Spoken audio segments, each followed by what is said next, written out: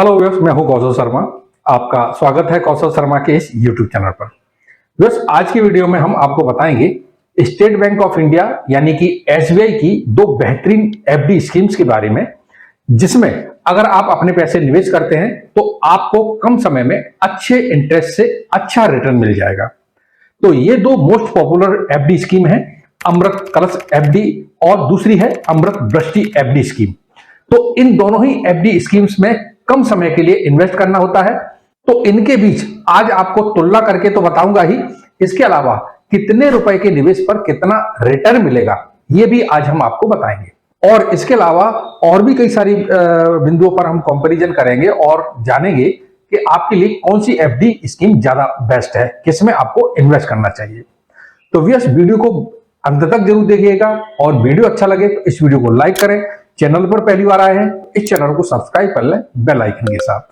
तो व्यूअर्स, सबसे पहले हम इन स्कीम्स में डिपॉजिट लिमिट के बीच कंपैरिजन कर लेते हैं और जानते हैं कि इन दोनों ही स्कीम्स में मिनिमम और मैक्सिमम कितना अमाउंट हम डिपॉजिट कर सकते हैं।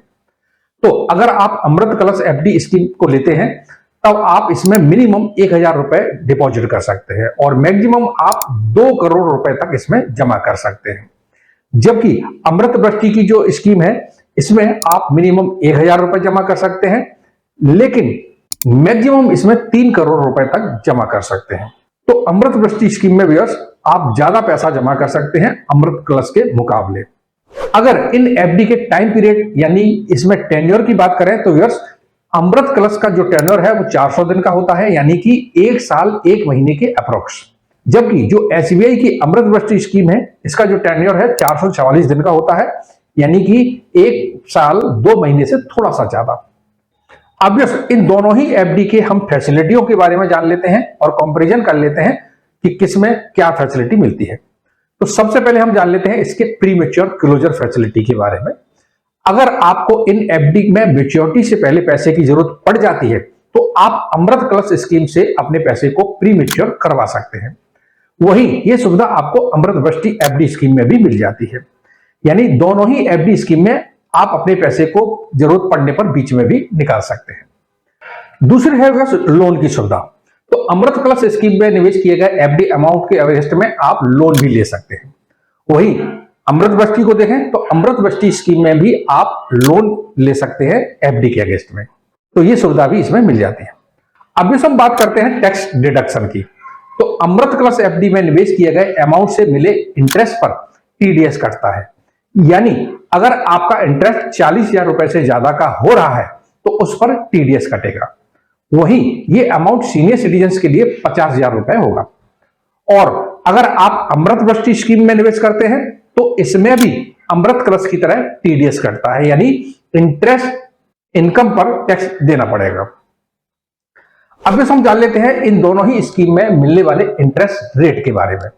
तो जैसा अभी हमने आपको बताया कि अमृत कलश में 400 दिन के लिए पैसे निवेश करने होते हैं और अमृत वृष्टि में 444 दिनों के लिए एफडी में निवेश करना होता है। तो अगर अमृत कलश एफडी में निवेश करते हैं तो इसमें जनरल सिटीजन को 7.10% का इंटरेस्ट मिल रहा है अभी, और सीनियर सिटीजन को 7.60% का इंटरेस्ट मिल रहा है। यह स्कीम 31 मार्च 2025 तक के लिए वैलिड है। इसके बाद आप इस स्कीम में निवेश नहीं कर पाएंगे। वही अमृत वृष्टि में जनरल सिटीजन को 7.25% का मिल रहा है और सीनियर सिटीजन को 7.75% का इंटरेस्ट मिल रहा है। यह स्कीम भी 31 मार्च 2025 तक के लिए वैलिड है। इसके बाद आप इसमें भी निवेश नहीं कर पाएंगे। अब यहां पर हम जान लेते हैं कि 1 लाख रुपए और 5 लाख रुपए अगर इन स्कीमों में हम निवेश करें तो कितना रिटर्न मिलेगा। देखिए, अगर आप अमृत कलश में 1 लाख रुपए इन्वेस्ट करते हैं तो 400 दिन में आपको 1,08,018 रुपए मिलेंगे, और सीनियर सिटीजन अगर आप हैं तो आपको 400 दिन में 1,08,600 रुपए मिलेगा। वहीं पर अगर आप अमृत वृष्टि में 1 लाख रुपए इन्वेस्ट करते हैं तो 444 दिन में यानी कि मैच्योरिटी पर आपको 1,09,133 रुपए मिलेंगे, और अगर आप सीनियर सिटीजन हैं तो मैच्योरिटी पर आपको 1,09,787 रुपए मिलेंगे। इसी तरह से अमृत कलश एफडी में 5 लाख रुपए का निवेश करते हैं तो जनरल सिटीजन को 400 दिन बाद 5,39,033 रुपए मिलेंगे। वही अगर सीनियर सिटीजन है तो 400 दिन की एफडी पर 5,41,792 रुपए मिलेंगे। और अमृतवृष्टि एफडी में 444 दिन की एफडी पर जनरल सिटीजन को 5,44,435 रुपए मिलेंगे और सीनियर सिटीजन को 444 दिन की एफडी पर 5 लाख रुपए के निवेश करने पर 5,47,524 रुपए मिलेंगे। तो व्यस ये थी अमृत कलश और अमृतवृष्टि एफडी के बीच तुलना। इसमें आपने देखा कि ज्यादातर दोनों ही स्कीम में सब कुछ फैसिलिटी सेम ही मिल रही है, सिर्फ टेन्योर का अंतर है। इस वजह से इंटरेस्ट और मैच्योरिटी वैल्यू में भी अंतर आ रहा है।